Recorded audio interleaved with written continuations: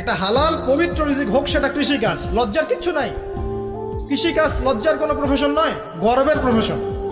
কারণ আল্লাহ পাক বহু নবীকে রাখালি করিয়েছেন, পশুপালন করিয়েছেন। জানেন, মুসা আলাইহিস সালামকে আল্লাহ পাক পশুপালন করিয়েছেন 8 বছর 10 বছর।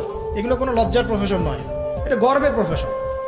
আপনি হালাল রিজিক, অর্থনীতি হোক, আপনার কৃষিভিত্তিক হোক, বা ব্যবসা করেন হালাল কোনো, বা গভর্নমেন্ট জব, বড় বড় গভর্নমেন্ট জবের জন্য ট্রাই করেন, সেটাও ভালো।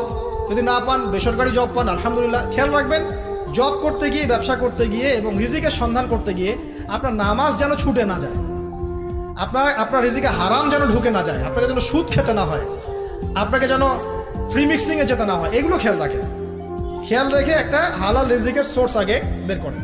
প্রয়োজনে উদ্যোক্তা হন, নতুন কিছু উদ্যোগ গ্রহণ করেন, উদ্যোক্তা হয়ে নিজে কিছু প্রতিষ্ঠা করে দেখান, এমন কিছু করেন। এরপরে আপনি বিয়ের ফিকিরটা করেন, রিজিকের ব্যবস্থাটা আগে করে নেন, তারপরে ওদিকে যান।